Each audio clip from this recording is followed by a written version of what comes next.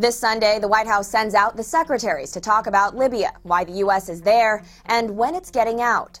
Secretary of Defense Robert Gates tells NBC's David Gregory this is a limited mission that's going according to plan. The president has made very clear there will be no American troops on the ground in Libya. This eventually is going to have to be settled by the Libyans themselves. Perhaps the UN can mediate or whatever. But in terms of the military commitment, the president has put some very strict limitations in terms of what we are prepared to do. And sitting on Gates' right, Secretary of State Hillary Clinton, who says the United States wasn't going to opt out when the international community was calling for action. Can you imagine, David, if we were sitting here and Gaddafi had gotten to Benghazi and in a city of 700,000 people had massacred tens of thousands, hundreds of thousands had fled over the border, destabilizing Egypt. Everybody would be saying, why didn't the president do something? The duo also sat with CBS's Bob Schieffer on Face the Nation, where Secretary Gates revealed embattled Libyan leader Muammar Gaddafi is doing his best to make the allies the bad guys. We have trouble coming up with proof of any civilian casualties that we have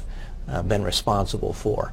But we do have a lot of intelligence reporting about Gaddafi taking the bodies of people he's killed and putting them at the sites where we've attacked. As for what happens next, the secretaries say the U.S. expects coalition forces to take over enforcement of the UN-backed no-fly zone. As for intervening in other revolting nations, Secretary Clinton says there are a few things that must happen before the U.S. will step in. Here, she's referring to Syria. If there were a coalition of the international community, if there were the passage of a Security Council resolution, if there were a call by the Arab League, if there was a condemnation that was universal. On CNN's State of the Union, Democratic Senator Carl Levin tried to simplify the argument for those in favor of intervention in Libya. Candy Crowley sums it up. You know, Africa is full of countries where leaders are slaughtering their people in the hundreds of thousands, and we've done nothing about that. So the tipping point to you is, well, if they ask us to come and the international community supports it, then we'll go. That's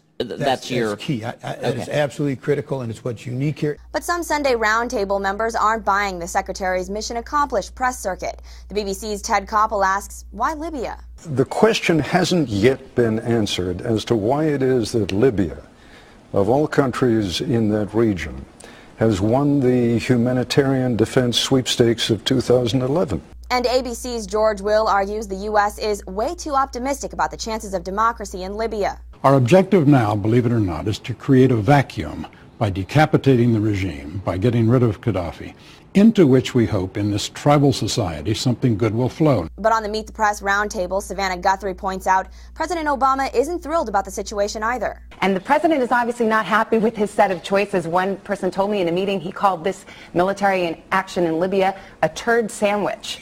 But he was quoting one of his national security aides who likes to use that term. Finally, while Secretaries Gates and Clinton made their rounds on ABC, CBS, and NBC, Chris Wallace was pretty unhappy they didn't stop by Fox News, and he let everybody know about it. Despite the fact we routinely have more viewers than two of those Sunday shows, the Obama team felt no need to explain to the millions of you who watch this program and Fox News why they have sent U.S. servicemen and women into combat. We thought you'd like to know. Mediaite notes, to be fair, the duo didn't appear on CNN's State of the Union either. So far, no on-air complaints from host Candy Crowley. I'm Christina Hartman for Newsy.com. Multiple sources, the real story.